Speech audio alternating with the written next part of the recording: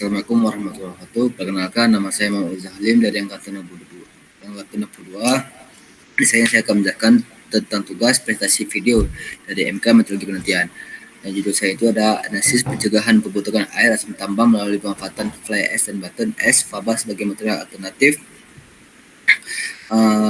NAF pada BT pada Sari Aceh. Terima kasih kepada sepengambil kami yaitu ada Bu Vela Arnat, STMSC dan Ibu Insinyur Febi Mutia, STMSC. Di sini ada tabel of content, dan bab pertama itu ada pendahuluan, bab kedua tinjauan pusaka, dan bab ketiga ada metode penelitian. Bab itu pendahuluan. Nah, terbelakangnya itu PT Badan Lestari atau BEL merupakan perusahaan pertambangan batubara di Kabupaten Nagaraya Aceh dengan cadangan sekitar 7,72 juta ton. Kegiatan penambangan batubara berpotensi menimbulkan berbagai dampak lingkungan. Salah satunya air asam tambang AT yang terbentuk akibat oksidasi mineral sulfida seperti pirit. Jika tidak dikendalikan, AT dapat menurunkan pH air, mencemar lingkungan, merusak tanah dan perairan serta membahayakan biota dan masyarakat. Penanggulangan AT umumnya dilakukan dengan menutup material pembentuk asam PAF menggunakan material non acid forming NAF. Namun dalam praktiknya tersediaan NAF sering tidak mencukupi sehingga dibutuhkan material alternatif yang dapat menggantikan fungsi tersebut.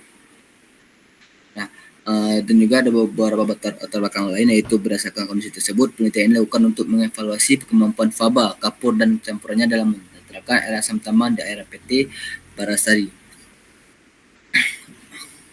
Nah, saya itu ada rumus masalah, yaitu apa kandungan mineral pembentuk faba, berapakah massa faba efektif dalam penetraan asam tambang, berapakah massa kapur efektif dalam penetraan air asam tambang, berapakah massa campuran faba serta kapur adalah supaya penetraan air asam tambang. Nah, tujuan penelitian tersebut adalah memperoleh mineral pembentuk faba yang terdapat pada faba, menentukan massa faba yang efektif untuk menetralkan air asam tambang guna mencapai tingkat keasaman, menentukan massa kapur efektif untuk menetralkan asam tambang agar mencapai tingkat keasaman, menentukan massa ideal campuran faba dan kapur untuk menetralkan asam tambang guna mencapai tingkat keasaman. Nah, ada beberapa batasan massa, itu adalah air asam tambang yang digunakan dalam percobaan ini diambil dari lubang bekas tambang PT BEL. Terus ada material faba yang digunakan berasal dari PT BEL juga, dan ada material kapur yang digunakan berasal dari sekitar. Pemilihan material faba dan kapur tidak menentukan aspek ekonomis dari masing-masing material. Dan manfaat penelitian tersebut adalah ada manfaat teoritis, yaitu saya sendiri berharap bahwa temuan dari penelitian ini bisa berguna sebagai referensi bahan bacaan bagi mahasiswa dan penyelesaian tugas perkuliahan, dan berguna bagi mahasiswa atau akademisi yang ingin melakukan penelitian serupa. Dan juga ada manfaat praktis, yaitu penulis berharap bahwa temuan dari penelitian ini bisa menjadi bahan acuan untuk PT Bara Negeri dalam mengoptimalkan pembentukan air asam tambang dalam berguna pula bagi penulis. Syarat kedua, tinjauan pustaka. Nah, itu ada geologi regional, yaitu ada fisiografi. Seperti yang tadi, Pulau Sumatera berada di sebelah barat tepi lempeng Eurasia. Wilayah ini misalkan pantai barat serta pantai timur. Pemandangan dekat Samudra Hindia membuat jalur barat sangat bergunung-gunung, kecuali depresi kedua di Sumatera Utara. Dan bagian timur ini juga tertutup oleh perbukitan besar di formasi tersier serta daratan berbatu di titik Tema di Aceh, Cabuk Timur, dan di bawah lebarnya 30 km dan menjulang sampai 150 terus 200 km di Sumatera bagian tengah serta selatan. Terus juga Pulau Sumatera terbagi dalam 6 wilayah fase, yaitu wilayah barisan-barisan, wilayah semangko, kawasan 30 pegunungan, kawasan pulau terluar, kawasan dataran tinggi Sunda, kawasan dataran tinggi dan perbukitan. Terus juga ada kondisi geologinya. Kondisi geologi regional di wilayah Nagaraya dan kita merupakan bagian dari cekungan busur sedimen neogen di Aceh Barat, Kemarau 1980. Cekungan ini terbentuk dari sedimen yang berasal dari lingkungan sedimen yang bervariasi. Terus juga interpretasi ini didukung oleh ketiadaan fosil plankton pada batu sedimen. Selain itu juga menemukan struktur sedimen seperti lemesi bergelombang serta struktur lainnya. Adapun menjadi karakteristik khas lingkungan sedimen di wilayah ini. Ketebalan lapisan formasi yang mencapai sekitar 500 meter menunjukkan bahwa lingkungan pengendapan sungai hingga subutral berasal dari periode Pleistocene. Dan juga ada kondisi stratigrafi. Posisi dan formasi tutup menunjukkan bahwa lapisan formasi melabuh lebih mudah dibandingkan dengan formasi Pleistocene yang diteliskan oleh Cameron 1983. Sebagai berumur, persisten penelitian sebelumnya mengindikasikan bahwa formasi melabuh tidak mengandung batu bara. Terus ada urutan umur geologi daerah pengkajian dari paling tua hingga paling muda adalah formasi Gurnet, sebagai paling tua, formasi Tangla, formasi Keuh, formasi Calan, lapisan tutup, serta formasi melabuh. Terus juga untuk metode penambangan yang digunakan itulah metode penambangan terbuka, yaitu sistem penambangan di mana seluruh prosesnya dilakukan di dekat permukaan dan bersentuhan langsung dengan udara luar, kondisi iklim serta cuaca. Itu ada air asam tambang. Air asam tambang ini terlahir dari oksidasi mineral fase, perit. Air asam tambang juga dikenal sebagai air asam batuan. Secara umum dikenal sebagai air asam asid drainase dan merupakan air berasal dari aktivitas pertambangan atau dari batuan mengandung mineral sulfida tertentu yang terkena paparan serta mengalami oksidasi.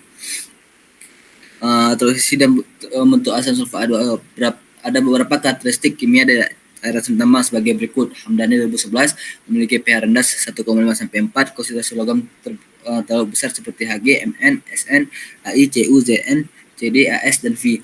Mempunyai nilai asam yang tinggi, memiliki tingkat keasinan yang besar dan rentang 500 sampai 10.000 mg. Kadar oksigen terlalu rendah, yaitu di bawah 6 mg liter. Kandungan mineral batuan adalah satu penyebab utama jadi air asam tambang, sehingga mengidentifikasi kandungan mineral jadi sangat penting untuk mencegah terjadinya asam tambang. Terus ada fly ash dan button ash. Fly ash dan button ash ini button ash batu bara ialah zat berwarna abu dengan tekstur halus yang diperoleh dan pembakaran batu bara Wadani 2007. Ketika batu bara dibakar di PLTU akan menghasilkan residu padat seperti fly ash dan button ash. Partikel abu di bawah udara panas kena fly ash dan sisa abu keluar dari setungku ke button ash. Fly ash dan button ash digunakan untuk sebagai material pengganti untuk menanggulangi permasalahan tentang air asam tambang. Itu ada metode penelitiannya. Itu lokasinya tuh di lokasi UP itu di Bel, mencakup desa Semombo, Payalundung, Alubulu, dan Kurumangkom, Kabupaten Nagaraya, Provinsi Aceh. Terus waktu digunakan tuh sekitar ada 4 sampai 5 jam kendaraan, dan untuk masuk ke dalam perusahaan itu biasa disediakan bus oleh perusahaan tersebut. Terus juga ada waktu dan jadwal kegiatan. Untuk kegiatan itu kami memakan waktu selama 8 hari. Terus juga ada data penelitian, dan data yang diambil itu ada data primer dan data sekunder. Data primer merupakan data yang diambil dari pengamatan langsung, dan data sekunder merupakan data yang arsip perusahaan serta pengukuran perusahaan sebelumnya.